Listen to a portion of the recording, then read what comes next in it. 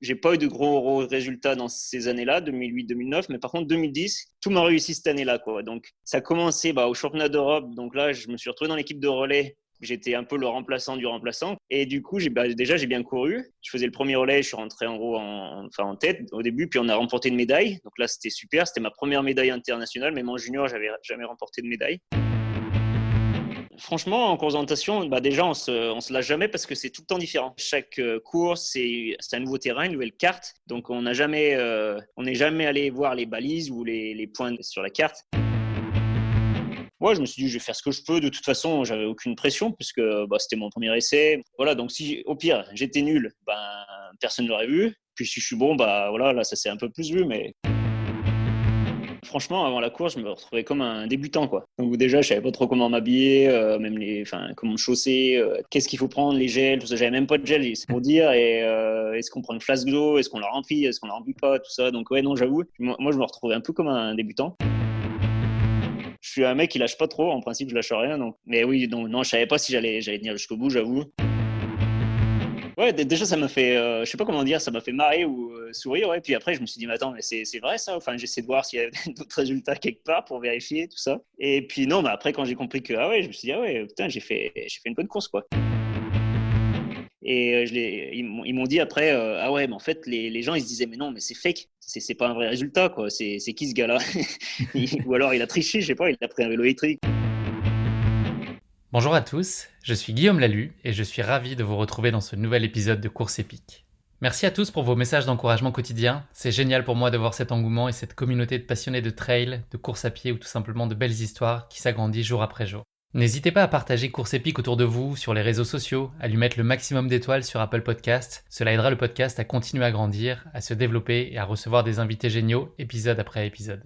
Place aujourd'hui à un épisode et un parcours pas tout à fait comme les autres. Vous allez faire la connaissance de Frédéric Tranchant. Frédéric pratique la course d'orientation depuis de très nombreuses années et s'est taillé une solide réputation et un sacré palmarès dans la discipline. Une discipline relativement méconnue qu'il ne va pas manquer de nous présenter dans cet épisode. Au cœur de l'été 2020, Frédéric s'avance vers la mythique course Cierziennal pour s'essayer au trail. Sa cote ITRA, la cote de référence en trail, est alors de 0. Pour tout vous dire, moi-même trailer très amateur, j'ai une cote de 452. C'est donc dans l'anonymat le plus complet que Frédéric s'élance sur les sentiers de Cierziennal au mois d'août dernier. Il va y signer un retentissant exploit en finissant deuxième de la course, à seulement 30 secondes de la légende Kilian Jornet et devant des coureurs de trail de renommée internationale tels que Rémi Bonnet. Personne n'avait vu venir Frédéric. Et quitte à marquer de son empreinte cette épreuve, il va en profiter pour, très modestement, signer la meilleure performance française de tous les temps sur le parcours. Dans cet épisode, Frédéric va partager avec nous son quotidien d'orienteur, basé en Finlande, nous raconter ce qui l'a poussé à s'essayer au trail, à la façon dont il a géré cette course particulière qui s'est tenue cette année sur une période d'1 mois, et enfin, comment il a géré l'attente d'après-course jusqu'au départ du gratin international du trail 3 semaines après lui pour connaître sa place finale. Frédéric va nous embarquer avec beaucoup d'humilité sur les sentiers de cette course étonnante en tout point. Mais je ne vous en dis pas plus, il va vous raconter tout ça bien mieux que moi. Bienvenue à tous dans ce 16e épisode de Course épique, l'inconnu qui talonna Kilian Jornet. Bienvenue sur Course épique, le podcast running et trail qui vous fait vivre dans chaque épisode une histoire de course inoubliable grâce au témoignage de son invité. Athlète émérite, coureur confirmé ou anonyme passionné, quand la légende d'une course et la destinée d'un coureur se rencontrent, c'est dans Course épique qu'elle se raconte.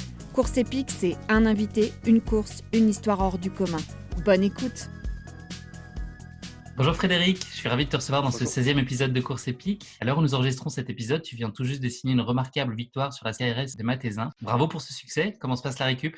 Eh ben merci, j'avoue les jambes sont un peu tendues et encore un peu fatigué après 2 jours, mais puis j'ai quelques coups, entre autres au niveau des pieds, enfin d'un pied. Mais du coup je prends le temps, j'ai fait un petit peu de vélo hier, aujourd'hui je pense aussi tranquille, quelques jours, et puis voilà, faut bien récupérer après une course comme ça. Est-ce que tu savoures cette victoire ? Oui, si, je suis content, c'est sûr. En plus, il y avait des belles vidéos. Entre autres, toute la course était filmée en direct. Et par exemple, même mes parents et puis d'autres ont regardé. Donc, et puis ils ont vraiment apprécié parce qu'il y avait des beaux paysages. Et puis bon, du coup, j'étais en tête pas mal de temps. Donc, Ils étaient fiers de leur enfant. Ouais, je pense. Bravo, Ça fait en tout plaisir cas. de courir des courses comme ça, en particulier cette année où il n'y a pas eu trop de compétition. C'est une belle récompense de pouvoir courir ce genre de course et en plus les gagner, Ouais. c'est la cerise sur le gâteau. Avant Ouais, qu'on parle plus spécifiquement de ta pratique sportive, est-ce que tu pourrais te présenter pour nos auditeurs qui ne te connaîtraient peut-être pas ?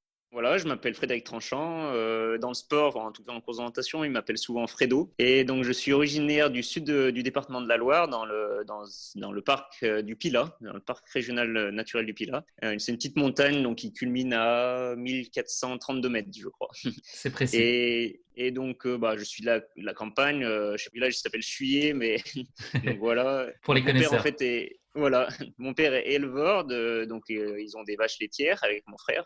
Après, donc, j'ai fait des études d'ingénieur à l'INSA de Lyon. Donc, je suis diplômé en génie civil et urbanisme. Et donc, en fait, j'ai bénéficié d'un aménagement de toute la scolarité grâce au cursus sport-études, qui était vraiment intéressant, quoi. Et puis, donc, après mes études, pour passer la marche supérieure, on va dire, dans mon sport, donc la course d'orientation, j'ai voulu déménager en Scandinavie. Donc, c'est comme ça que je me suis retrouvé en Finlande. Où tu vis encore aujourd'hui? Ouais, où je suis basé aujourd'hui, on va dire. Je suis encore D'accord. un peu nomade. Parce qu'en fait, notre sport, il est très scandinave. Bon, il est né là-haut et puis c'est quand même bien développé là-bas. Il y a beaucoup de clubs, énormément d'événements tout le temps, à la fois pour les clubs et même pour les amateurs, je dirais, on va dire. Et puis voilà. Donc forcément, pour nous, les élites, on va dire, il y a beaucoup de compétitions là-haut. Donc, il y a souvent des championnats du monde, des coupes du monde. Donc, je C'est le pense que Graal pour ça. vous. Ouais, et puis ça vaut le coup aussi d'y passer un peu de temps en Scandinavie pour progresser, quoi. Et puis voilà, comme je disais, pour moi, je pense que ça a permis de me faire franchir une certaine étape, ouais. Je me suis retrouvé là, j'avais plusieurs idées,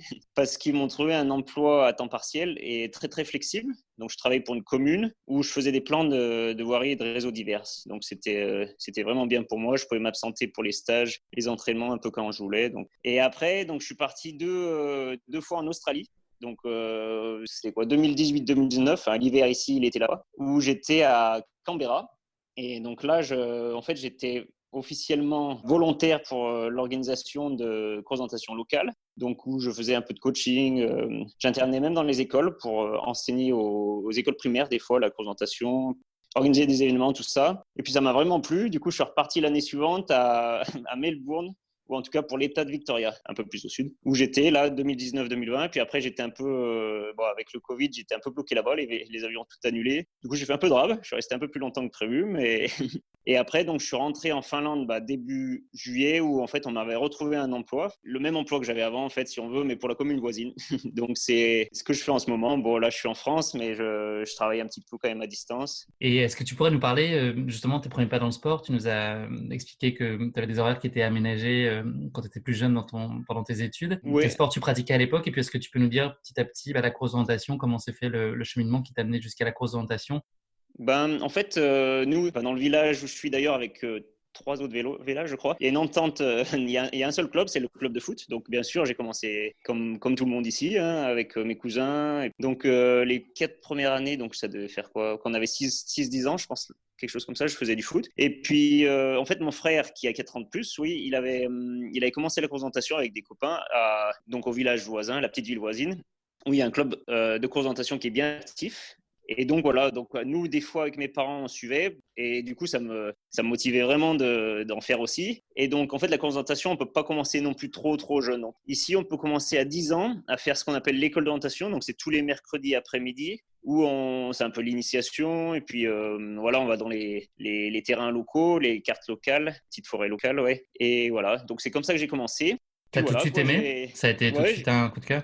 ouais, je pense au début, j'aimais bien courir et puis courir dans la forêt, mais pas forcément lire la carte. Et entre autres, quand on commence la course d'orientation sur les compétitions, pour les petits, en fait, on met des jalons. Donc, les petits peuvent juste suivre les jalons. Et puis souvent, les jalons, il faut exprès des petits détours. Donc, les petits qui veulent lire la carte, et ben, ils peuvent couper. Donc, ça, c'est vraiment bien. Et moi, je pense qu'au début, je coupais jamais. Je faisais tout le tour D'accord. à fond par les jalons Tu préférais courir. et ça me plaisait bien. Ouais. Ok. Mais non, mais je pense que j'ai bien aimé. Bon, j'aime bien les cartes et tout. J'aime bien lire les cartes. Donc, si, l'aspect courir en forêt et l'aspect lire la carte, et puis aussi construire son propre itinéraire, décider où on va. Ça m'a vraiment plu. Et en plus, c'est vrai qu'il n'y a pas une densité folle, et du coup, je me suis retrouvé à faire quand même des bonnes places assez vite. Donc, c'est sûr que ça motive, quoi. Et est-ce que tu pourrais justement nous en dire plus sur la course d'orientation, qui est une discipline qui est plutôt méconnue, en tout cas aujourd'hui en France? Est-ce que tu peux nous raconter les grands principes et peut-être les différents formats de course qui existent aujourd'hui? Ouais, ouais. Donc, voilà, le principe, c'est on a une carte au départ, enfin, au départ de la course, donc on n'a jamais vu, en tout cas, on n'a jamais vu le circuit. Donc, sur la carte, il y a un circuit avec un point de départ, des points de passage qu'il faut faire dans l'ordre et le plus rapidement possible. Donc c'est une course en principe en contre-la-montre. Et voilà, donc si on veut gagner la course, il faut aller au plus vite, quoi. D'accord. Il faut borner, Et en fait, c'est ça, sur les différents points de passage, concrètement, comment ça se voilà, passe donc pour s'assurer que c'est tu es ça. passé par chacune des étapes? Voilà, donc faut passer par chaque étape, c'est qu'on appelle balise dans l'ordre. Et maintenant, c'est un poinçonnage électronique, donc enfin depuis très longtemps, ouais. Donc pour qu'ils voient qu'on y est passé déjà, et puis même on peut voir après la course, on peut voir les temps intermédiaires. Donc entre chaque point de passage, on peut voir le temps qu'on a mis, on peut comparer avec les copains, tout ça. Et oui, et par contre, entre chaque point de passage, eh ben, on y va comme on veut, quoi. C'est nous qui choisissons notre propre itinéraire, qui naviguons avec les éléments qui sont, C'est de la qui sont sur le liberté. parcours. Voilà, c'est ça, ouais. Et il y a différents types de formats, c'est ça, hein, des formats plus courts, des formats en Oui, relais, c'est ça? oui, donc on va dire en course internationale, puis même nationale, ouais. Donc en principe, il y a, on va dire, 3 formats. Donc la distance classique, donc qui est depuis toujours, on va dire, et puis que nous on appelle longue distance. En fait, le traceur, il va faire en sorte que le vainqueur, il gagne entre 1h30 et 1h40 la course. En gros, les grands traits de cette distance-là, c'est qu'il y a, en fait, il y aura des choix d'itinéraire. Enfin, il y aura entre chaque point de passage, donc entre chaque balise, il y a certaines qui seront assez longues. Donc là, on pourra choisir notre choix d'itinéraire et en fait, ce qui sera très décisif. Donc des fois, bon, on peut faire simple. Est-ce qu'on va tout droit, on monte la montagne, on redescend? Est-ce qu'on fait le tour par le chemin autour? Est-ce qu'on fait le tour de l'autre côté? Des choses comme ça. Donc c'est ça la particularité. Après, donc le deuxième format, c'est la moyenne distance.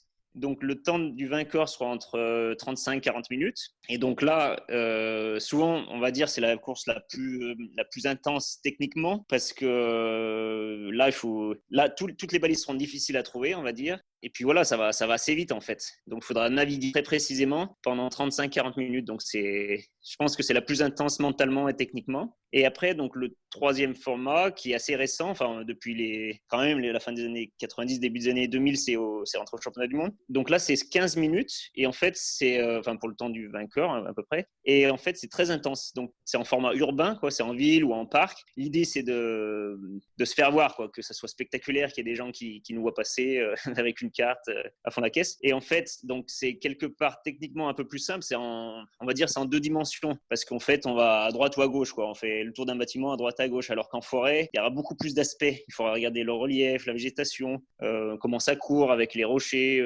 plein de choses, quoi, en fait. Alors que là, mettons, on a une rue, ça sera à droite ou gauche, quoi. Et puis les balises seront pas très difficiles à trouver. Je dirais que des gens qui débutent, ils pourraient les trouver. Sauf que par contre, il faudrait décider super vite. Et là, il faudra prendre des décisions, mais très très vite, et puis prendre les bonnes, parce que là, pour le coup, si on perd 5 secondes ou 10 secondes, là, c'est énorme, quoi. Donc, il faut prendre des décisions très vite, et puis les bonnes. Donc, c'est ça la particularité du sprint. Et donc après, comme vous dites, il y a les relais. Donc en course internationale, souvent c'est à 3. Et donc voilà, donc c'est comme un relais en athlétisme ou en ski de fond ou autre. Donc les premiers relayeurs de chaque équipe, ils partent en masse. Sauf qu'en fait, ils n'auront pas tous les mêmes balises, on va dire. Donc voilà, ça part en masse les premiers relayeurs. Après, ils passent le relais au deuxième relayeur qui va faire les balises différentes que le premier relayeur il n'a pas faites. Et après, le troisième relayeur, il fait aussi des balises différentes. Ce qui fait qu'à la fin de la course, toutes les équipes auront fait les mêmes balises. Et donc, voilà. Donc, moi, c'est le format qui me plaît le plus parce qu'à la fois, on court avec du monde autour. Donc, c'est quand même, je sais pas comment dire, c'est grisant, quoi. Enfin, c'est motivant. Il y a des mondes très proches. Par contre, il faut quand même être très, très prudent, quoi. Il faut aller à nos propres balises parce que les autres n'ont pas forcément les mêmes. Peut-être des fois, ils ont les mêmes, pas sûr. Et puis voilà, c'est une course d'équipe. Donc, on se bat pour l'équipe. Donc, ça me plaît beaucoup. Et après, donc, les relais, donc, en Scandinavie, il y a des grands relais. C'est pour ça que les clubs scandinaves, ils aiment bien avoir des élites étrangers. Donc, la plupart des gens en équipe nationale, mettons en France, République tchèque, en Suisse, n'importe où, ils ont aussi un club en Scandinavie pour représenter un club là-haut. Pour nous, ça nous intéresse beaucoup parce qu'on peut faire des stages là-haut. Puis, comme j'ai dit, là-haut, c'est très constructif, quoi. Enfin, tous les entraînements là-haut sont vraiment intéressants, les compétitions là-haut. Et pour eux, c'est intéressant parce qu'ils renforcent leurs équipes pour ces grands relais qui sont, pour beaucoup, c'est l'objectif de l'année, c'est ces grands relais, en fait. Et est-ce que la France, c'est une grande nation dans la course d'orientation, dans le paysage mondial aujourd'hui? Les pays qui dominent le plus sont justement les pays scandinaves? En équipe nationale, oui, c'est les Scandinaves, clairement. Les Suisses sont vraiment costauds. Je dirais un peu les Tchèques, les Russes. Mais après, nous, en France, on a eu la chance, vous connaissez peut-être Thierry Georgiou, qui a remporté 14 titres de champion du monde. Et donc, c'est le plus titré chez les hommes. Ouais. Donc, chez les dames, il y a eu d'autres, comme une Suissesse, une Suédoise, je pense, qui ont été plus titrés. Donc, lui, il a été très moteur pour l'équipe de France. Et donc, plusieurs ont suivi ou étaient un peu au même moment. Donc voilà, on n'est pas à rougir, quoi. On va dire que c'est sûr qu'on n'a pas la même densité qu'en Scandinavie, donc c'est dur de rivaliser, ouais, toujours. Ton nom aujourd'hui, Frédéric, il n'est pas nécessairement connu à la juste hauteur de ton palmarès, peut-être du fait de la relative faible notoriété de la course d'orientation. Si on cite que quelques lignes de ton palmarès dans cette discipline, tu as gagné 7 médailles d'argent et de bronze au championnat du monde d'orientation, 4 autres médailles au championnat d'Europe. Tu es également champion du monde militaire et universitaire. En cross, tu as été 4 fois vice-champion de Finlande, ton pays de résidence, tu nous l'as dit tout à l'heure. Enfin, sur piste, une activité que tu ne travailles pas spécifiquement, tu as quand même des références très évocatrices. 29,55 au 10 km et 14,32 sur le 5000 mètres. Et on l'a dit en préambule, tu es fraîchement lauréat de la SkyRace des Mathésins. Donc, tu as un palmarès qui est complètement incroyable. Est-ce que tu pourrais nous parler, peut-être parmi toutes ces courses ou d'autres, en tout cas des moments de ton parcours jusqu'ici qui ont été charnières, c'est des moments qui ont pu faire basculer ta vie de sportif ou plus globalement d'homme dans une nouvelle dimension? Est-ce qu'il y a eu 2-3 étapes marquantes dans ce parcours sportif que tu as connu jusqu'ici? Ouais, ben, je commencerai peut-être par en 2010 en fait. Je pense que j'ai beaucoup progressé les années 2008-2009, donc mes dernières années junior, première année senior, et entre autres avoir la chance de côtoyer les gars comme Thierry, et puis François Gonon, Philippe Adamski, Damien Renard pour les citer, qui étaient professionnels, au sens du terme de faire le job pour la course d'orientation, mais à 200%, quoi. Donc vraiment se soucier de tous les détails, tout ça. Et donc là, moi, ça m'a fait beaucoup progresser ces années-là. J'étais le petit jauneau et le coach, le sélectionneur de l'équipe de France de l'époque était un Suisse et souvent il me mettait dans la chambre avec Thierry, par exemple, pendant les stages et choses comme ça. Et du coup, forcément, l'apprentissage, il se fait à vitesse grand V, quoi. Et du coup, j'ai pas eu de gros résultats dans ces années-là, 2008-2009, mais par contre, 2010, je sais pas comment ça se fait, mais tout m'a réussi cette année-là, quoi. Donc, ça a commencé au championnat d'Europe. Donc là, je me suis retrouvé dans l'équipe de relais. Je pense que j'étais un peu le remplaçant du remplaçant, quoi, mais voilà. Et du coup, j'ai bien couru. Je faisais le premier relais, je suis rentré en gros en tête au début, puis on a remporté une médaille. Donc là, c'était super. C'était ma première médaille internationale, même en junior, j'avais jamais remporté de médaille. Et en fait, et après l'été, donc un peu plus tard, c'était le sprint. Et là, c'était ma première finale de championnat du monde. Parce que l'année d'avant, j'y étais au championnat du monde, mais je ne m'étais pas qualifié pour la finale. Et je remporte la médaille de bronze. Donc là, c'était je sortais un peu de nulle part, même si j'avais quand même fait des bonnes courses les années d'avant ou cette année-là, mais ça s'était pas vu, quoi. Alors que là, troisième au championnat du monde, la course de référence pour nous. Voilà, donc là, c'était vraiment énorme. Je sais pas, c'était en Norvège en plus, donc c'était quand même gros, quoi. C'était à la télé et tout ça, là-haut. Il y avait une conférence de presse. Moi, je parlais pas un mot d'anglais. Voilà, donc c'était vraiment quelque chose, quoi. Et cette année-là, en plus, oui, j'avais fait le championnat du monde universitaire et le championnat du monde militaire. Ouais, donc, j'avais fait un paquet de compètes cette année-là. J'avais remporté des médailles aussi là-bas. Enfin, bref, c'était vraiment l'année où tout Grosse année. réussit. Donc, ouais.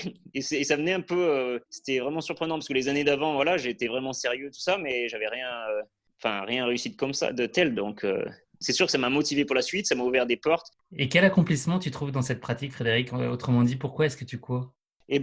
Franchement, en course d'orientation, déjà, on se lâche jamais parce que c'est tout le temps différent. Donc, à chaque fois, si possible, chaque entraînement, mais bon, c'est pas le cas, mais en tout cas, chaque course, c'est un nouveau terrain, une nouvelle carte. Et en tout cas, chaque fois, c'est un nouveau terrain, c'est un nouveau circuit. Donc, on n'est jamais allé voir les balises ou les points sur la carte.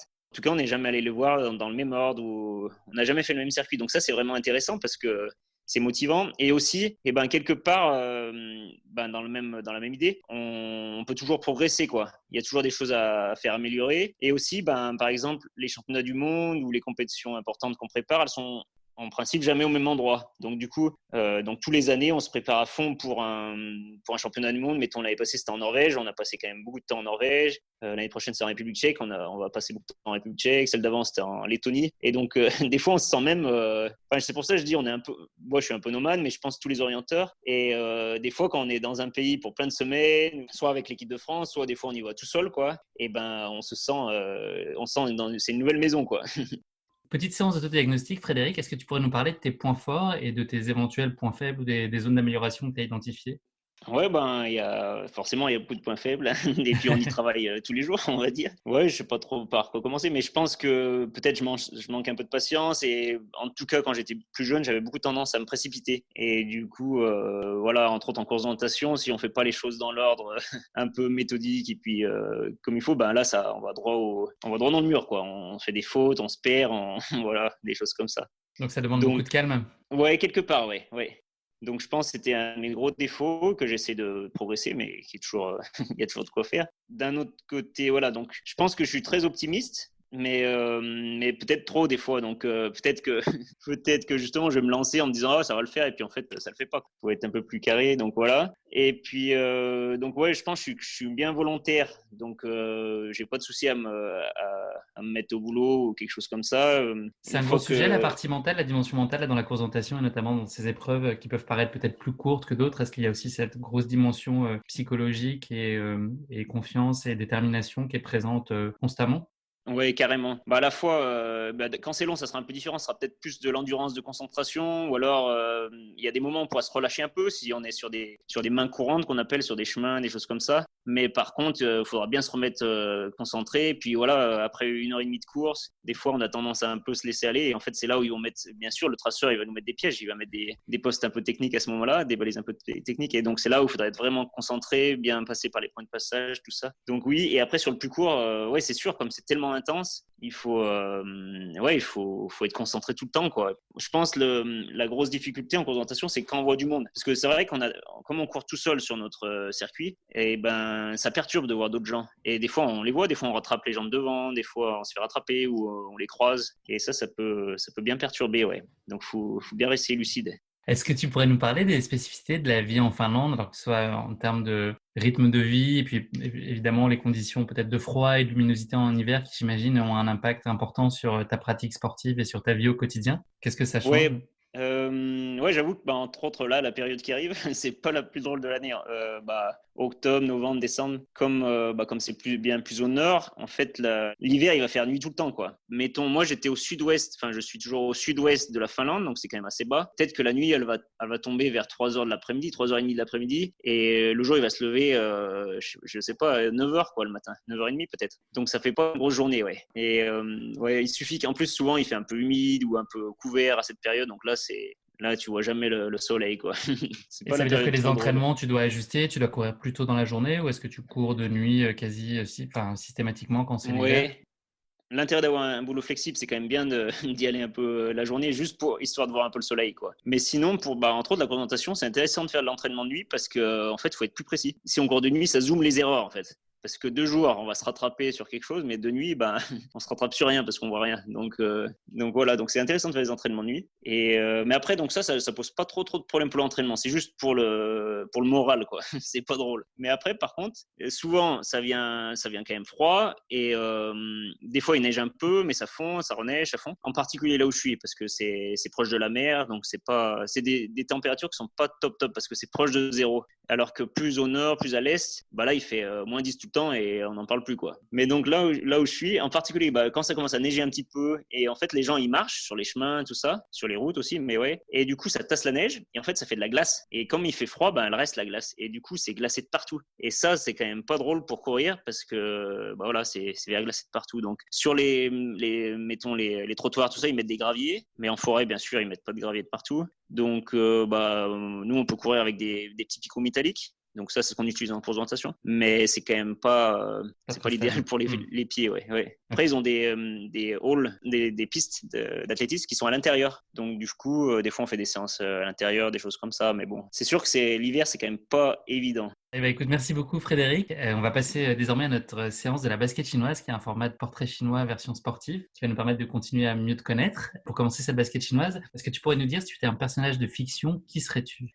Je sais pas si c'est par rapport à ma personnalité, mais en fait, à l'INSA, au début de l'INSA, on était 2 orienteurs dans la classe de sport-études. Et le deuxième, il était relativement petit et roux. Et du coup, il l'appelait Spirou et moi Fantasio, parce que je suis assez grand et blond. Donc voilà. Donc Fantasio, je dirais. Mais j'avoue, je connais pas trop sa personnalité, mais peut-être un peu aventurier, qui essaye de résoudre des problèmes autour du monde, ou je sais pas trop quoi. Et peut-être un peu maladroit sur certains côtés. Donc, ça pourrait peut-être me correspondre. C'est l'image que j'en ai aussi, effectivement. Un peu maladroit, Spirou et plus raisonné, effectivement. D'accord, oui. Et si tu étais un animal, quel serait-il? La grenouille. Réputée très forte en course d'orientation. Ouais, voilà, qui saute de partout. En fait, en Australie, ils ont des petits chocolats qui s'appellent Fredo the Frog. D'accord. Donc, quand je me présentais, entre autres, quand j'enseignais dans les écoles et tout, je disais je m'appelle Fredo. Et puis là, ils se marraient tous, les gamins. Oh, comme Le la français en grenouille, quoi. plus de frog, c'était parfait. Ouais, voilà. Puis en plus, ouais, là, j'ai quelques photos dernièrement où j'ai sauté un peu comme une grenouille, donc voilà, ça va pas si mal. Est-ce qu'il y a un sportif ou une sportive qui suscite une certaine forme d'admiration chez toi? Ouais, ben, bon, j'ai déjà parlé des orienteurs, de Thierry et tout, mais je dirais dans les gens connus, je dirais Martin Fourcade. Bon, il est à peine plus âgé que moi, donc j'ai vu toute sa carrière. Donc voilà, c'était vraiment motivant. Entre autres, quand il gagnait des courses l'hiver et tout, nous, quand c'est notre entraînement hivernal, on est super motivés après. On le voit gagner, on n'a pas de souci pour aller courir 2 heures Je vais faire comme lui. dans la Allez, hop. neige, quoi. Ouais, voilà.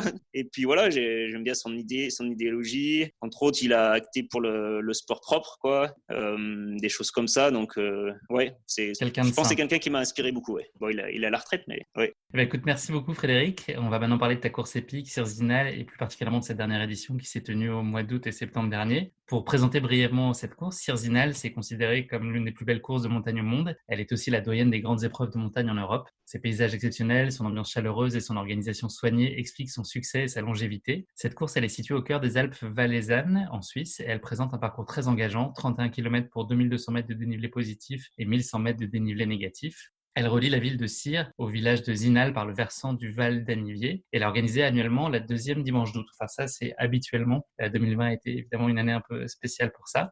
On l'appelle aussi la course des 5-4000, du nom des 5 montagnes qui culminent à plus de 4000 mètres d'altitude qui sont visibles le long du parcours. Et cette course, elle a la particularité d'être ouverte à toutes et tous. Ainsi, les sportifs amateurs sont invités à participer dans la catégorie touriste et côtoient de près le gratin des coureurs élites mondiaux. En 2018, la course, elle rejoint le calendrier de la Coupe du Monde de course en montagne, ainsi que la première saison de la Golden Trail World Series. Et lors de l'édition 2019, c'est Kilian Jornet qui a encore frappé pour la 8e fois, je crois, et Maud Matisse chez les femmes qui remportent la victoire en établissant chacun un nouveau record du parcours. Cette édition 2020, elle était un peu particulière. Elle était prévue initialement le 9 août. Elle a été reportée au 13 septembre en raison de la pandémie de Covid-19. Donc, les organisateurs ont décidé de mettre en place un format spécial de course sur un mois, du 17 août au 18 septembre, avec un départ à la carte pour les inscrits et sur un parcours qui a été légèrement modifié. Et puis l'idée, voilà, c'était que les coureurs élites prenaient le départ le dernier jour de la compétition, le 18 septembre, avec cette année donc à nouveau Kilian Jornet et Maud Matisse, les tenants du titre, qui sont sur la ligne de départ de cette édition 2020, vraiment pas comme les autres. Avant que tu ne partages avec nous le récit de ton épique Sirzinal, Frédéric, petit passage obligé par notre rubrique, la question qui pique de course épique. Une question très gentiment piège que je pose à mes invités. Alors, c'est une grande première pour toi pour cette question qui pique, avec cette fois non pas une question de culture générale, mais une énigme. Et celle-ci va mettre à contribution ta logique et ta connaissance des points cardinaux. Je pense que c'est un domaine que tu maîtrises assez bien, donc je pense que c'est tout à fait adapté pour toi. Voilà, cette question qui pique sous forme d'énigme. Un homme quitte sa maison tout droit en direction du sud. Il va ensuite tout droit vers l'est, enfin tout droit vers le nord. Et là, il s'aperçoit qu'il est revenu exactement à son point de départ. Comment est-ce possible? Donc, il est parti au sud.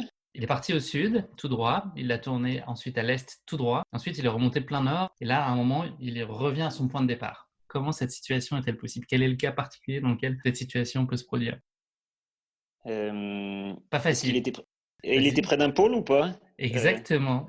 Ah, ok. Très bonne Eh réponse. ben, ok. Il vit au pôle Nord. C'est la bonne réponse, Frédéric, bravo. Ah, ok, d'accord. Parce qu'effectivement, quiconque sur Terre décidant de toujours suivre la direction du Nord va nécessairement passer à un moment par le pôle, Bah quel que oui. soit son point de départ, quel que soit l'endroit vers lequel il se dirige. S'il va au Nord, il va à un moment tomber sur le pôle Nord. Le seul cas possible pour lequel il puisse à coup sûr, après avoir pris la direction du Sud et de l'Est, puis le Nord, et retourne sur son point de départ, c'est que sa maison soit située au pôle Nord. Bravo, Ah bon, franchement, je suis très très fier de toi et c'était pas si simple. Voilà, cette fois, on va parler de ta course épique mémorable à Sirzinal. Est-ce que tu peux nous raconter à quel moment et dans quel contexte tu as pris la décision de participer à cette édition 2020? Bon, en fait, c'était simple parce que j'ai eu un peu de la chance. Je me suis invité, entre autres, je pense, avec les conseils de Matthias Kiburz. Donc, c'est un des meilleurs orienteurs du monde et aussi en Suisse, un des meilleurs trailers, je pense. Et lui, il a couru, il a fait déjà des bonnes places et tout ça. Et bref, je sais pas comment, mais bref, les organisateurs m'ont contacté. Ils ont dit que c'était parce que Matthias Kiburz avait dit que, que voilà, je serais intéressé. Et bien sûr, j'étais intéressé. Donc, du coup, dès, je sais plus, février ou mars. Et en fait, avec le calendrier de présentation, ça jouait. Ça tombait entre des compétitions, donc voilà, ouais, j'avais déjà décidé. Ça tombait plutôt bien, tout était bien aligné avec tes calendriers, ce qui n'était pas forcément le cas les années précédentes, effectivement. Voilà, c'est ça, ouais. Et est-ce que cette course, elle représentait quelque chose de particulier pour toi? Est-ce qu'elle avait une certaine forme de dimension mythique? Ouais, carrément. Ben, bon, après, moi, moi, je suis un minimum le sport et entre autres les sports nature, tout ça. Et c'est sûr que la Sierzinal, c'est une course qui ressortait souvent. Et voilà, avant, j'avais pas non plus trop regardé qu'est-ce que c'était exactement, où c'était, tout ça. Mais c'est vrai que les dernières années, entre autres, François Gonon, un des orienteurs, il a fait vraiment une bonne place. Il avait dû faire 4e, il était juste derrière Kylian Jornet et tout. Et puis, Mark Lundstein, il avait même gagné, mais ça, c'est il y a un petit peu plus longtemps. C'est un orienteur suisse. Et puis surtout, peut-être pas surtout, mais l'année passée, la course se déroulait, je pense, pendant le championnat du monde, il me semble, ou la semaine. Et c'est vrai qu'on l'avait regardé, ou en partie, quoi. On avait regardé le suivi live. Et ouais, c'est vrai que je m'étais dit, ça serait cool d'y aller une année, quoi. Vraiment. Et puis voilà, donc c'est peut-être arrivé même plus vite Ça que s'est je bien pensais. goupillé, ouais. Ouais, voilà, ça s'était bien goupillé. Ouais. Et est-ce que tu avais mis en place une préparation spécifique pour cette course? Qu'est-ce qu'on doit changer en fait dans sa prépa d'orienteur pour s'aligner sur ce type de course? Est-ce qu'il y a des choses qu'on change d'ailleurs? Comment tu t'es mis en branle spécifiquement pour cet objectif? Comme la saison de présentation a été annulée, en fait. En gros, petit à petit, ils ont annulé les championnats du monde, les étapes de Coupe du Monde, tout ça. Voilà, il y avait moins d'objectifs de présentation. Donc, c'est vrai que ça m'a motivé d'avoir d'autres objectifs. Et là, j'étais vraiment content que les organisateurs de la Sierzinal, déjà, ils mettent tout en place pour l'organiser. Là, c'était vraiment chouette. Et ouais, donc dès le printemps, je dirais, l'automne en Australie d'ailleurs. Donc là, j'ai fait un peu des sorties longues et tout pour me dire, ça sera des bons entraînements pour la Sierzinal, mais à la fois parce que c'est des entraînements qui me font marrer, quoi. J'adore ça, quoi. C'était aucune contrainte pour moi, je dirais. Et après, quand j'étais en Finlande, là, c'était à peine plus délicat. Bon, déjà, j'avais commencé un peu à travailler, mais bon, voilà. Et surtout, il n'y a pas trop de grandes montagnes. Donc là, j'ai fait 1 ou 2 séances, on va dire, à côté du tremplin de saut à ski et puis de toute la piste d'atterrissage. Donc là, je faisais des montées-descentes. Donc une fois, j'ai essayé de faire 1000 mètres. En fait, il fallait faire 24 montées, je crois. Okay. Donc voilà, c'était pas le plus idéal, on va dire. Mais voilà, après...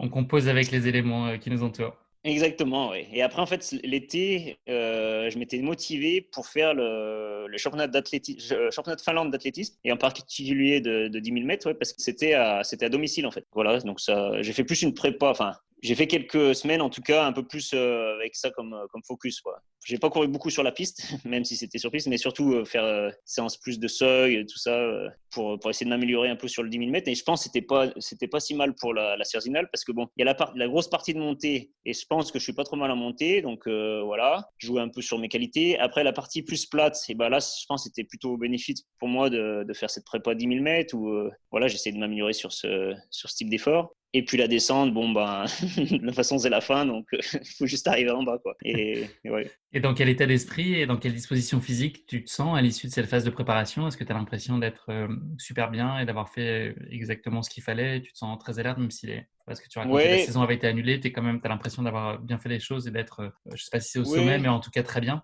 Si, après, j'ai eu des soucis de blessure un peu au printemps, donc, mais bon, ça m'empêchait pas de m'entraîner. Je faisais beaucoup de vélo quand j'étais en Australie, donc c'est en avril-mai, tout ça. J'ai fait énormément de vélo parce que j'avais des petits soucis de blessure. Et voilà, donc, mais à la fois, je faisais beaucoup de volume, donc ça m'inquiétait pas trop. Puis je gardais quand même un peu de musculation, des choses comme ça, quand même de la course à pied. En général, je pense que j'ai bien gardé une bonne forme, donc je m'inquiétais pas trop. Après, ce qui m'inquiétait plus, c'était l'aspect musculaire, donc faire des grosses montées, des grosses descentes. Mais du coup, j'étais quelques jours avant chez mes parents, où là, il y a des bonnes côtes dans le Pilat. Donc là, j'ai fait un petit peu de montée-descente, essayer de bien récupérer. Et puis voilà, je me suis dit, je vais faire ce que je peux. De toute façon, j'avais aucune pression puisque c'était mon premier essai. Déjà, on courait un peu tout seul. De toute façon, c'était contre la montre comme en présentation d'ailleurs. Et voilà, donc si au pire j'étais nul, personne ne l'aurait vu. Puis si je suis bon, voilà, là ça s'est un peu plus vu, mais c'est effectivement pas mal vu. Effectivement, ça a marqué les esprits beaucoup. Donc là, on est fin août 2020. Tu prends la direction du village de Sierre en Suisse. Est-ce que tu pars là-bas tout seul ou est-ce que tu as des partenaires de course que tu vas retrouver et qui vont s'aligner avec toi sur Sierzinal? Ouais, du coup, il y avait 2 autres orienteurs, donc Loïc Cadbern et Quentin Moulet, qui étaient aussi inscrits sur la course, et je sais plus comment ça s'est fait, mais bon, bref, j'ai dû dire que j'y allais, et eux, ils étaient aussi inscrits, donc du coup, on y allait ensemble, donc c'était nickel, quoi, on a fait le voyage ensemble. Et en fait, donc le sponsor des chaussures qui me supporte, le Envy, il voulait bien nous supporter le voyage, donc l'idée, c'était de faire des vidéos avant, donc les 2 jours avant, déjà, on a vérifié, on a checké un peu le parcours, donc on a fait un peu des tronçons du parcours, et puis aussi, on faisait des petites vidéos, tout ça. Donc les 2 jours avant, on était là-haut. C'était chouette. Hein. C'était vraiment chouette. Après, on s'est pas non plus reposé plus. Enfin, si, on a essayé de pas trop en faire, mais bon, quand même, on a un petit peu crapahuté. Et puis voilà, on a vu un peu le parcours, donc on savait à peu près à quoi nous attendre. Est-ce que tu avais travaillé un plan de course spécifique et étudié notamment les différents chronos intermédiaires tout au long du parcours pour jauger ta performance au fur et à mesure de celle-ci? Ouais, enfin, en tout cas, Quentin, le jeune, là, justement, il avait récupéré un fichier Excel, je sais pas trop comment, et puis il l'avait adapté en fonction de notre temps estimé, quoi. Donc voilà, donc moi, je savais pas combien j'allais mettre de temps, mais je pensais que j'allais être pas trop mal, donc je savais pas, une heure. Je me suis dit, allez, 1h35, 1h40, ça devrait pas être mal en regardant les autres qui avaient couru. Du coup, voilà, ça nous donnait des temps intermédiaires. Sauf que j'avoue, pendant la course, je savais plus trop où j'en étais, et puis je savais pas exactement où ils étaient, et puis je les avais juste mémorisés comme ça, donc ouais, en fait, ça m'a pas non plus, Ça n'a pas influencé vraiment ta ça gestion de m'a la pas course? trop influencé. Non, non, pas tant que ça. Après, lui, ça l'avait un peu plus influencé, mettons, parce que déjà, au départ, il avait dit, ah ouais, lui, il est parti 7 minutes, en gros, avant Loïc et moi, et il avait dit, ah ouais, on se rattrapera sur la partie plate, au moins ça sera bien, on court un peu ensemble, tout ça. Bon, du coup, j'ai rattrapé un peu plus tôt que prévu, mais voilà, ça, je sais pas si ça a changé grand-chose. En tout cas, pour moi, pas grand-chose, je pense, ouais. Est-ce que tu peux nous parler de l'organisation de la course cette année-là, puisque comme on l'a expliqué, c'était une course un peu particulière et qu'elle s'étendait finalement sur un mois. Comment est-ce qu'étaient organisés les départs? Est-ce que n'importe qui pouvait partir tous les jours, à n'importe quel moment? Est-ce qu'il y avait des ravitaillements sur place? Comment tout ça a été structuré dans ce format un peu spécifique 2020?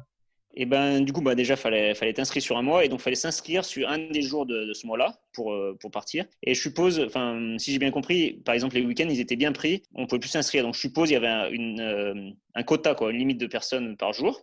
Donc, ensuite, les départs en semaine, c'était de 6h à 8h. Donc, il y avait des volontaires au départ et les week-ends de 5h à 8h, je crois. Et donc, il y avait des volontaires au départ pour ça. Après, il y avait un point de ravitaillement, donc ça s'appelle Chandolin. Donc, c'était en gros après la grosse montée. Donc, pour moi, en gros, après 1h10, 15 de course. Et donc là, il y avait un ravitaillement des volontaires jusqu'à ce que tout le monde soit passé, je suppose. Et puis voilà, après, il y avait 2 points où on pouvait prendre de l'eau, mais j'avoue, je les ai même pas vus. Donc, je sais pas, je pense que c'est des points où il y a toujours de l'eau. Et puis après, à l'arrivée, pareil, il y avait quelques volontaires à l'arrivée tous les jours. Donc, ouais, c'est une belle organisation d'ailleurs qu'ils ont fait. C'est assez impressionnant. Et cette année, ils avaient modifié le parcours au départ? Ouais, en fait, si j'ai bien compris, il y a toujours deux parcours. Donc, il y a le parcours qu'ils appellent élite ou coureur, où ils démarrent sur la route. Donc là, il faut qu'ils ferment la route, tout ça. Et le parcours qu'ils appellent Touriste? touriste. Ouais. Et en fait c'est juste vraiment la première partie. Donc, les touristes, ils partent un peu tout de suite dans la montagne, dans la forêt. Et le parcours coureur, il part sur la route d'abord, et après, ça rejoint un peu plus haut, en fait. Donc, en gros, c'est à peu près kiff-kiff. C'est à peine plus long, je pense, le parcours coureur, mais bon, ils font peut-être 500 mètres sur la route. Donc, au final, en temps, je pense que ça doit être assez similaire. Cette année, ils ne pouvaient pas fermer la route, bien sûr. Donc, tout le monde partait sur le petit parcours touriste. C'est un format de course qui est plus long que ce que tu as l'habitude de pratiquer en course d'orientation, puisque tu nous disais tout à l'heure que les formats les plus longs en course d'orientation, c'était plutôt construit pour durer 1h30 à 1h40. Est-ce que ça suscite chez toi d'éventuelles interrogations sur ta capacité d'être compétitif sur une course aussi longue que peut l'être Sierzinal, qui est plutôt pour ceux qui performent très bien autour de 2h30? Ouais, carrément. Franchement, avant la course, je me retrouvais comme un débutant, quoi. Donc déjà, je savais pas trop comment m'habiller, même comment me chausser, tout ça. Qu'est-ce qu'il faut prendre, les gels, tout ça. J'avais même pas de gel. C'est les jeunes qui ont dû m'en prêter pour dire. Et est-ce qu'on prend une flasque d'eau, est-ce qu'on la remplit, est-ce qu'on la remplit pas, tout ça. Donc ouais, non, j'avoue. Moi, je me retrouvais un peu comme un débutant. Après, je suis assez, je sais pas comment dire. Je suis un mec qui lâche pas trop. En principe, je lâche rien. Donc, mais oui, donc non, je savais pas si j'allais tenir jusqu'au bout, j'avoue. Et Mais ça voilà, t'inquiétait donc. pas plus que ça?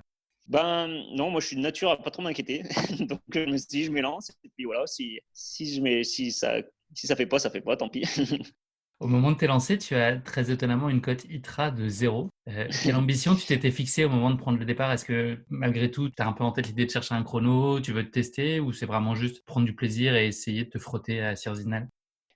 C'était la course qui me motivait depuis des mois déjà, on va dire. Et puis je savais bien que je pouvais être pas trop mal, quoi. Après voilà, donc je savais pas si je pouvais être pas trop mal en, je sais pas, 2h40, 2h45 ou pas trop mal en 2h33. Donc c'est sûr que enfin, j'avais aucune idée. Et après donc je dirais pas que j'avais trop d'ambition de faire un résultat, mais par contre j'avais vraiment envie de faire un bon chrono pour moi, quoi, une bonne performance. Et puis oui, quelque part, déjà ça faisait des années que je voulais m'élancer sur ce type de course, tout ça, et à chaque fois j'étais tellement, comment on dit, impliqué avec la course d'orientation, je voulais faire les choses bien, quoi. Donc je me suis dit, ah non, c'est pas optimal dans le calendrier, non, ça se fait pas, quoi. Ou alors des fois c'était même pas jouable. Mais quand même, ça faisait des années que je me disais, ah, je pense que je suis pas mal, mais voilà, j'ose pas, quoi. Et du coup là, je me suis dit, oui, j'aimerais bien faire bien, et aussi pour savoir si si je suis bon dans ce type de course, et voilà, si je peux en faire plus, quoi. Donc si, dans ce sens, ça me motivait. Et est-ce que tu as l'impression de prendre le départ d'une véritable course, entre guillemets, compte tenu de ce contexte si particulier? Est-ce que ce format qui est un peu étendu sur un mois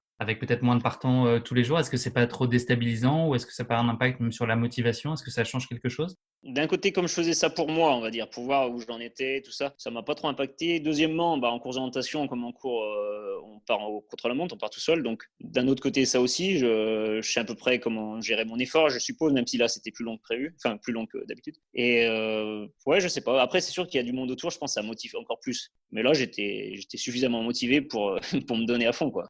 On est le jour J. Quentin, ce que tu nous racontais tout à l'heure, un de tes deux partenaires de course a pris le départ 7 minutes avant toi. Tu t'élances quelques secondes derrière Loïc, par lui aussi à l'assaut de Sirzinal devant toi. Est-ce que tu peux nous parler de ce début de course avec un enchaînement de montées notamment et une montée très abrupte qui va jusqu'au pâturage de Ponchette qui est situé au kilomètre 8 où vous avez déjà 1300 mètres de dénivelé dans les pattes à ce moment-là. Comment est-ce que se passe tout ce début de course? Ouais, je voulais partir sur un bon rythme, hein, de toute façon. Ouais, vaut mieux partir un peu fort et parce qu'on rattrape jamais le temps qu'on a perdu. Bon, après, faut quand même pas se griller. Donc voilà, je suis parti sur un bon rythme avec Loïc au début, puis après il m'a laissé partir, on va dire. Et ouais, j'ai essayé de tout faire en fréquence, donc jamais marcher. Donc c'était ça j'étais concentré là-dessus, quoi, on va dire. Donc voilà, j'ai essayé de bien monter en fréquence. Tac, tac, tac. Donc des fois c'est bien raide, donc pour maintenir la fréquence, faut quand même se donner, quoi. Donc voilà, j'ai fait ma montée comme ça. J'ai essayé de tenir jusqu'en haut, puis ça a tenu. Est-ce que tu peux Donc nous voilà. parler du décor qu'il y a autour de toi? Enfin, quel type de paysage tu as? Quelles sont les conditions ce jour-là? Bon, c'était le matin, il faisait relativement frais, mais encore ça allait, quoi. Toute la partie basse, bon, c'est bien raide, des petits chemins un peu comme il pourrait avoir chez mes parents, donc pas rien de très surprenant. Mais c'est vrai que la végétation, elle change quand même assez vite, quoi. Quand on monte plus sur le haut, c'est plus des épineux, tout ça. Et puis ouais, donc c'est bien raide, donc c'est surtout ça qu'on voit. Donc j'avoue, j'ai pas trop regardé autour. Tant que ça monte, j'étais plus concentré sur ma montée. Puis après, une fois qu'on arrive plus là-haut, c'est plus plat, on va dire. Ça fait des faux plats avec des grosses pistes déjà. Donc là, l'idée pour moi, c'était un peu d'allonger la foulée, garder la même fréquence, et puis peut-être commencer à m'alimenter un petit peu. Et puis voilà. Après, on arrive assez vite sur le premier ravitaillement, Chandolin. Donc là, j'avais prévu de recharger en gel, mais en fait, il y en avait pas. Et puis prendre un peu d'eau. Sachant que toi, tu étais parti très léger, en fait, c'est ce que tu nous disais tout à l'heure, tu étais parti avec peu de Ouais, choses. j'étais parti assez léger, ouais, ouais. Bon, j'avais quand même quelques gels et j'avais une flasque d'eau, mais je sais plus si j'avais mis de l'eau dedans. Si, un petit peu quand même. Ouais, ouais, si. Donc j'avais quand même un petit peu bu. Mais de Donc toute voilà, façon, bien. tu avais prévu de ne pas Ouais. t'arrêter très longtemps à ce ravitaillement à Chandolin au kilomètre 12. L'idée, c'était plutôt de faire un petit passage express. Ouais, voilà, je voulais m'arrêter. Mais après, j'aurais voulu m'arrêter là un petit coup, prendre un petit peu d'eau, un petit peu de gel, peut-être éventuellement. Et après, peut-être m'arrêter aux autres ravitaillements, enfin, aux autres points d'eau pour recharger peut-être ma flasque, justement, que finalement, j'ai pas fait. Et peut-être que ça m'a coûté un peu sur la fin. J'étais vraiment sec à la fin. Vraiment un peu asséché et tout ça, ouais. Tu repars du ravitaillement de Chandolin en direction de Tighnouza au kilomètre 16 avec un passage particulièrement redouté qui est l'ascension vers l'hôtel Weisshorn. C'est à ce moment-là que les choses commencent à se corser un peu pour toi. Est-ce que tu peux nous parler de ce passage de la course et la façon dont tu l'as vécu? Ouais, et ben en fait donc la partie après Chandolin, donc là c'est des petits singles vraiment sympas. Donc par contre ça descend un petit peu, après ça monte bien tout ça. Et là on était passé la veille, donc là on connaissait bien. Et après il y avait toute une partie de grosses pistes. Et oui, donc là j'avoue j'étais un peu dans le doute parce qu'il y avait pas de signe, enfin de panneau ou de marquage pendant un bon moment. Mais en fait il y avait qu'une piste, donc il y avait pas de doute. Mais c'est vrai que là j'étais là, ah ouais, mais j'ai pas loupé le chemin. Je me posais un peu des questions. En plus c'était faux plat descendant. Je dirais non, mais l'hôtel justement on le voit, il est tout là-haut. On le voit de super loin en fait. Et du coup là je commence à me poser des questions. Oh non, je suis en train de descendre, je suis pas sur le bon chemin, c'est pas ce qu'il faut faire. Et puis non, après une fois qu'on quitte la grosse piste, là on reprend des petits chemins qui sont relativement, enfin il y a des parties assez techniques avec des rochers tout ça, et surtout ça remonte relativement raide après une partie de plat et tout ça. Et puis bon, là, ça fait déjà, je sais pas combien de temps qu'on est parti, mais 1 heure et demie facile. Et du coup, là, ouais, j'ai eu un coup de moins bien sur la petite remontée de l'hôtel. Et là, ça m'a rappelé. Donc la veille, on regardait un peu les courses, des vidéos des années précédentes. Entre autres, l'année passée, ils avaient fait une vidéo. Ils avaient interviewé une star des années 80, je pense, un mec qui a gagné des courses de la Cierzinal à cette période-là. Et puis il expliquait là. Si tu pars trop fort, c'est la montagne qui gagne. et puis je sais plus comment il disait. Et puis après, il montrait là vers l'hôtel de Weisshorn. Là, c'est l'endroit le plus dur de la course. Je sais plus comment il racontait ça. Et là, ça m'a rappelé ça. Je me suis dit, oula, là, je suis en train de craquer complet. C'est la Je vais pas montagne y qui va arriver, quoi. gagner. Ouais. Ouais, exactement. Donc là, je me sentais pas bien du tout. Et c'est lié aussi Puis donc là, peut-être en termes d'alimentation et d'hydratation. Est-ce que ça a pu jouer aussi sur ce passage-là? Est-ce que tu as souffert aussi de ouais, ça? je pense, ouais. Donc il me restait un gel au fond de ma poche et j'étais bien content de le retrouver. Donc là, c'est sûr que j'étais pas bien. Mais bon, après, je savais que je connaissais bien le profil quand même. Je savais que la suite c'était du plat, allez, et puis la descente finale. Donc je me suis dit, allez, il faut juste passer ce petit tronçon et après ça ira. Et entre autres, je pense que la préparation 10 000 mètres m'a un peu aidé dans la tête parce que je me souviens, un copain qui se prépare bien pour le 10 000, tout ça, il m'avait dit, ouais. Donc les 6 premiers kilomètres ou quoi, bon là c'est bien sûr c'est jamais relax, hein, mais ça va quoi. Mais après il y a le 7 et le 8e kilomètre, là c'est l'enfer. Faut juste les passer quoi. Faut juste serrer les dents, faut juste survivre. Et après la fin, bon ça va, tu sais que il reste 2 kilomètres ou quoi.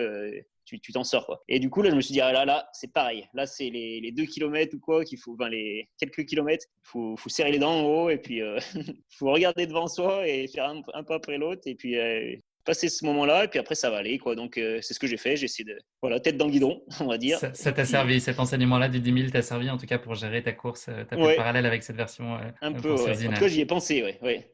Et donc là, une fois que tu passes l'hôtel Weisshorn puis Navaille, se profile la perspective d'un faux plat descendant, puis d'une descente assez technique vers Zinal pendant 7 km. L'exercice n'est pas si simple qu'il n'y paraît. Ouais, en fait, la partie plate, je pense, j'ai bien couru. Et après, la descente, je trouve qu'elle est pas si technique. Nous, on a l'habitude de courir en forêt aussi, donc voilà. Mais par contre, elle est hyper raide et puis longue. Enfin, ouais, si longue. Du coup, là, franchement, je savais pas sur quel pied danser. Bon, après, je sais pas si quelqu'un sait, mais parce que ouais, c'est raide et du coup, faut quand même freiner. Ouais, j'avoue, là, c'était pas du tout confortable, on va dire. Et ouais, j'étais quand même content d'arriver en bas, j'avoue. Même si c'est joli, la descente, elle est longue, quoi. Il fallait que ça s'arrête. Donc tu Ouais, rejoins ouais. l'arrivée sans encombre. Est-ce qu'il y a des choses spécifiques à l'arrivée? Est-ce qu'il y a du public qui est là pour vous accueillir ou c'est une arrivée qui se fait de façon plutôt confidentielle? Ouais, c'est assez confidentiel, on va dire. Il y avait je sais plus s'il y avait des coureurs ou pas qui étaient partis avant. Non, peut-être pas, mais en tout cas, il y avait quelques organisateurs. Et entre autres, il y avait un organisateur qui arrivait avec une caméra, donc il m'a interviewé assez tôt après mon arrivée. Et là, j'arrivais même pas à parler, j'étais tellement sec, ma glotte, elle se collait dans ma gorge. Mais bon, bref, c'était pas complètement confidentiel. Voilà. Et donc là, tu nous le dis pas, mais tu fais quand même un chrono assez hallucinant, qui est jusqu'à aujourd'hui en tout cas la meilleure performance française jamais réalisée à Cerzinal. Est-ce que toi, tu réalises à ce moment-là que tu as fait un chrono de dingue? Est-ce que tu as été surpris finalement du niveau que tu as pu délivrer sur cette course-là? Hum, ouais, déjà, j'étais content d'y être arrivé. Puis, non, j'étais content du temps que j'avais fait. Je me disais, ah ouais, c'est bien, je suis pas mal quand même. Après, je connaissais pas, j'avais pas en tête. D'ailleurs, c'était François Gonon qui avait le meilleur temps jusqu'à là. J'avais pas en tête son temps. Je me rendais pas compte. Après, je savais que Kylian, il avait fait 2h25, quelque chose comme ça, ou 2h26 l'année passée. Donc là, je savais que j'étais quand même un peu loin, mais bon. Non, non. Après, j'étais vraiment content, satisfait de ma course. J'étais content d'y être arrivé, d'avoir su gérer mon effort, même si j'en avais chié quelque part. Le fait d'être parti fort, ouais, c'est ce qui avait donné mon temps comme ça. Après, si j'avais su que j'allais en chier comme ça, peut-être que je serais parti moins fort, j'en sais rien. Mais bon, au final, c'était mieux comme ça pour le temps. Donc non, j'étais content. Après, voilà, sans faire péter le champagne, on va dire. Est-ce que tu savais à ce moment-là que c'était le meilleur temps, le meilleur chrono depuis le début de la compétition? Ouais, si, parce que je pense qu'on avait regardé ça quand même. Je pense qu'il n'y avait pas de temps en dessous de 2h45 ou chose comme ça. Donc ouais. Si tu devais retenir un moment de cette Cerzinal, ce serait quoi? Je pense justement peut-être la partie après après l'hôtel là où j'étais vraiment dans le mal. Après j'ai une partie là je me suis dit c'est bon là je suis sauvé quoi. Et c'est vrai que là on est sur les replats. Bon il y a quelques parties avec des cailloux mais sinon c'est assez roulant. Et puis voilà on voit les montagnes. Et puis là il faisait super beau. C'était vraiment sympa. Donc c'est la course des comment ils appellent ça des 5-4000. Donc il y a 5 sommets à plus de 4000 mètres autour. Bon j'avoue j'ai peut-être pas trop regardé, mais quand même, j'ai dû jeter un petit coup d'œil. Non, là, j'étais content. Puis, en fait, on voit la vallée. Je pense on devine Zinal au loin. Donc là, c'est bien, quoi. Déjà, le sentiment de, ah ouais, je crois que là, je suis sauvé. Et puis de dire, ah ouais, là, on est quand même bien. Là, on va pas se plaindre. Commence ensuite pour toi une longue attente, j'imagine assez particulière, pour savoir si ton chrono pourrait tenir jusqu'à la fin de la compétition, en tout cas le plus tard possible. Il se trouve que la fin de la compétition, c'est 22 jours après. C'est quand même assez long. Comment est-ce que tu as géré cette attente au quotidien? Est-ce que tu as été surveillé de façon, tous les jours, les résultats en attendant le départ des élites, qui était prévu pour le dernier jour officiel de la course le 18 septembre? Est-ce que tous les jours, tu as été un peu surveillé comment performaient les autres coureurs et voir si tu maintenais ta première place? Je dirais pas que je vérifiais tous les jours, mais je vérifiais de temps en temps. Et de toute façon, en fait, je savais que bon, c'était un peu secret la course élite le dernier jour, mais je le savais parce que justement, j'étais plus ou moins convié. Et enfin, je dis j'étais convié, mais en fait, À je voulais pas venir courir. assister, hein, c'est ça? Ouais. Enfin, de venir la courir, quoi, ouais. D'accord. En fait, je voulais pas la courir ce jour-là parce que il y avait le championnat de Finlande de relais qui était le lendemain ou quoi, et donc c'était un objectif ou peut-être l'objectif principal de mon club. Donc voilà, je pouvais pas me permettre. Et mais donc voilà. Donc, mais par contre, le jour le 18 là, donc je pensais qu'ils allaient courir le matin comme nous. Et donc je regarde les résultats au milieu du matin, tout ça, je vois, et puis ils n'étaient pas arrivés, tout ça, je dis bah finalement ils ont annulé ou quoi? Il y a quoi? Il y a de la neige ou je sais pas. Donc là je demande à mes collègues, et puis là ils me disent ah mais non mais t'as pas vu, c'était quoi? C'était sur je sais pas, Salomon Running ou je sais pas quoi, les réseaux sociaux. Et donc ouais, ils mettaient des vidéos, tout ça, enfin voilà, donc ils partaient l'après-midi. Qu'est-ce que tu te dis à ce moment-là? Qu'est-ce que tu imagines ou t'espères raisonnablement sur ta position finale avant que les élites s'élancent? Tu te dis que c'est sûr Ben qu'ils vont être un certain nombre qui va passer devant toi ou est-ce que finalement tu t'en ouais, soucies pas vraiment? Enfin, comment t'appréhendes la chose? j'avoue, je m'en soucie pas plus que ça, mais par contre, ça m'intéresse. Enfin, j'ai vraiment envie de savoir, voilà, qui c'est qui va me passer devant, comment ça va se passer, quoi. Donc là, c'est plus, ça m'excite que ça m'angoisse pas Ça te du tout, en fait. préoccupe? Non, ça me préoccupe pas du tout. Et du coup, mais c'était dur de suivre. C'est ça qui est un peu dommage. On pouvait pas voir les choix, les temps intermédiaires, tout ça. Mais en plus, ils sont partis assez tard, finalement. Bon, bref, moi, en fait, j'étais plus ou moins en quarantaine. Encore à ce moment-là, ouais, parce que en quatorzaine en Finlande. Et je travaillais en télétravail, ouais. Et du coup, je regardais quand même régulièrement, puis il n'y avait rien qui se passait. Et puis bon, le soir, il fallait quand même que j'aille plus ou moins faire ma séance. Et en plus, j'étais censé ramasser des balises d'une petite compétition que mon club avait fait la veille. Bref, du coup, du coup là, j'y suis allé speed. Je voulais à fond voir les résultats. Et donc voilà. Donc après, en fait, on ne sait pas ce qui se passe. Juste à l'arrivée, je vois leur temps. Ah, mais il n'y a que Kylian devant. Et là, ça m'a surpris, quoi. Je me suis dit, ah bah tiens, qu'est-ce qu'il y a? Ah ouais, ah bah je suis bien.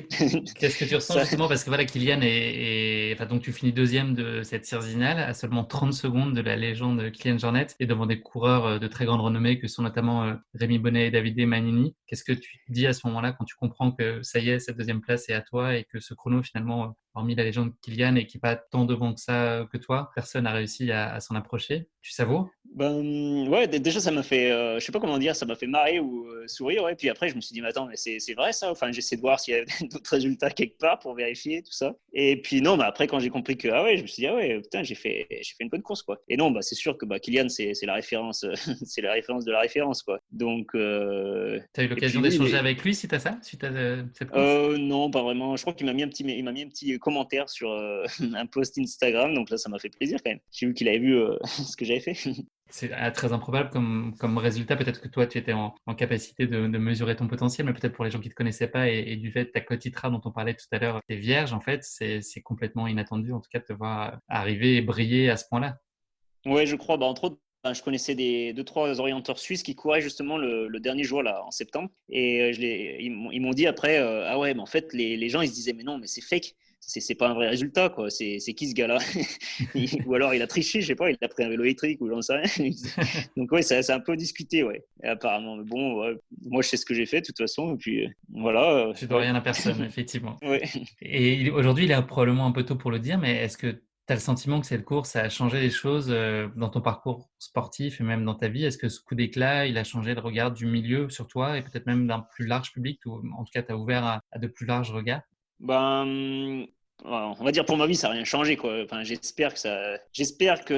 tout cas, j'estime que les résultats dans le sport ne définissent pas la personne. Donc, même si un jour j'étais champion du monde ou quoi, ou je gagne le meilleur trail au monde, j'espère que ça va pas trop changer ma personne, en tout cas. Voilà. Après, par contre, bien sûr, sur le plan sportif, en fait, ça a changé surtout le regard des autres. Du coup, comme ça m'était arrivé en 2010 avec la CO, enfin, je pense, et c'est déjà le cas, ça m'ouvre des portes en fait. Donc du coup, voilà, donc je le vois comme ça, donc c'est une chance quoi. Après là, j'essaye d'un peu de surfer sur la vague tant qu'elle est là.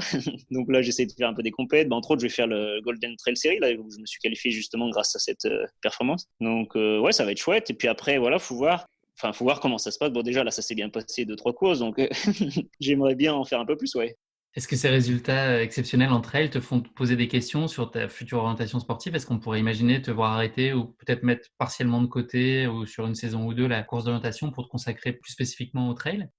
Ouais, j'ai pas encore prévu de mettre de côté la course d'orientation. Entre autres, je suis assez motivé je suis bien motivé pour les championnats du monde l'année prochaine, où je pense que ce sera des terrains qui peuvent m'aller, je sais pas. En fait, ces championnats-là, ils sont début juillet. Donc après, ça laisse un peu du temps pour le reste de l'été, l'automne. Donc là, ça me dit bien de faire d'autres courses. Et après, pour la Les deux suite, agendas te paraissent compatibles? ouais, en tout cas, j'espère, ouais.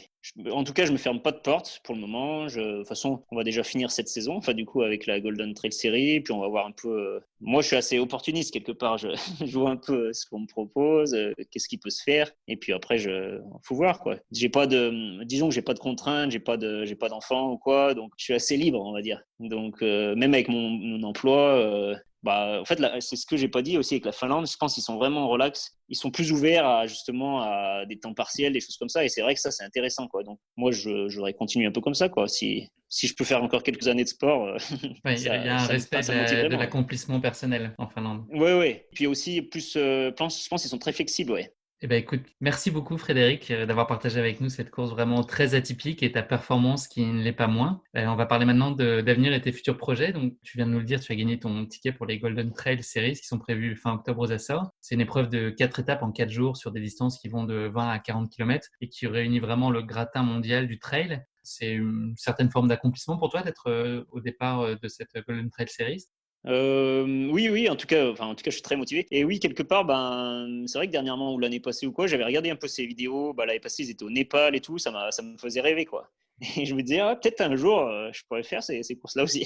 Du coup, c'est sûr que ça te fait plaisir. Après, donc là, c'est un peu particulier comme format parce que c'est 4 jours de suite. Ouais, donc je sais même pas comment je sais même pas si je vais survivre les 4 jours, quoi. On va voir, hein. Je suis Ouais. sûr que oui. Avec quelle ambition, toi, tu te rends là-bas? Franchement, je vais voir un peu comment ça se passe. J'ai pas trop d'ambition. Je Plaisir. connais pas assez. Ouais, je connais pas assez mon niveau et je connais pas assez leur niveau, le niveau des autres, quoi, pour dire. C'est un peu dommage. Je suis presque un peu déçu que Kylian ne vienne pas. J'aurais bien voulu courir face à lui ou avec lui, quoi. Donc, mais bon, je sais que les autres coureurs sont tout aussi bons, donc on verra. Puis aussi, ça va être super sympa, je pense, d'être avec tous les trailers et tout. Puis en fait, je connais quelques personnes, entre autres de la course de natation, qui sont des Suisses, des Espagnols, entre autres. Donc ouais, ça va être sympa. À plus long terme, est-ce qu'il y a une course ou un défi sportif qui te fait particulièrement envie et que tu souhaites absolument réaliser dans ta vie? Pas plus que ça. Non, j'aime bien faire. Je pense que je vais essayer de faire plusieurs courses. Après, je sais pas si je suis capable de faire, par exemple, des courses mythiques. Je pense peut-être à l'UTMB ou la Grande Traversée, comment ça s'appelle, à La Réunion. Mais je suis même pas sûr d'être capable de faire ça. Alors bon, moi, je me contente un peu des Sky Race. En tout cas, ça fait rêver, quoi. Quand on voit des vidéos, là déjà, franchement, c'était vraiment chouette dimanche, la Sky Race. Donc ouais, ça, c'est peut-être des courses comme ça qui me font rêver, ouais, je dirais. Ouais. Je vais essayer d'en faire plus, en tout cas. Je te propose de conclure cet épisode non pas avec le mot de la fin, mais avec le motto de la fin, c'est-à-dire la devise qui t'est particulièrement chère et qui te guide dans la vie. Est-ce que tu pourrais nous dire quel serait le motto qui, toi, t'habite au quotidien et te motive? Bon, je sais pas si c'est un motto, mais je dirais, voilà, si tu as envie de faire quelque chose, vas-y, quoi. Et puis surtout, vas-y avec le sourire, ça va bien se passer. Et puis voilà, si ça se passe mal, au pire, c'est une expérience et c'est toujours enrichissant. Donc voilà, je sais pas si c'est un motto, mais je dirais quelque chose comme ça. Il y a toujours quelque chose à y gagner, soit de l'apprentissage, soit des victoires, mais Voilà. voilà, il n'y a jamais de Et puis défaite, c'est bien, jamais d'échec. voilà, c'est bien d'y aller avec le sourire parce que faut être positif de toute façon. Et puis même le sourire, ça coûte rien. Et puis c'est contagieux, quoi. Les gens sont contents aussi, donc voilà, c'est ce que je dirais. Écoute, c'est malheureusement déjà la fin de cet épisode. Merci beaucoup Frédéric de nous avoir fait vivre de l'intérieur ta course à Sirzinal qui a tant marqué les esprits, à n'en pas douter. C'est aussi la promesse d'autres résultats assez étourdissants dans la discipline. Ton avenir sera radieux, je n'en doute pas, dans cette discipline en course d'orientation dans laquelle tu excelles déjà. En tout cas, je te souhaite beaucoup de bonheur et de plaisir pour la suite et notamment au Golden Trail Series à venir dans quelques jours à l'heure où on enregistre cette émission. Je t'assure que je vais te suivre avec attention. En tout cas, voilà, profite bien de cette expérience qui s'annonce fabuleuse. Et voilà, je te dis à très bientôt et merci encore beaucoup pour nos échanges, c'était vraiment un plaisir. Merci, c'était sympa. À bientôt Frédéric. À bientôt. Merci à tous de nous avoir suivis, j'espère que cet épisode vous aura plu. Pour ne manquer aucun épisode, n'oubliez pas de vous abonner sur les différentes plateformes de streaming, et si le cœur vous en dit, n'hésitez pas à nous mettre le max d'étoiles sur iTunes, cela aidera Course Épique à se faire connaître plus largement encore. Merci, et à très bientôt pour un nouvel épisode de Course Épique.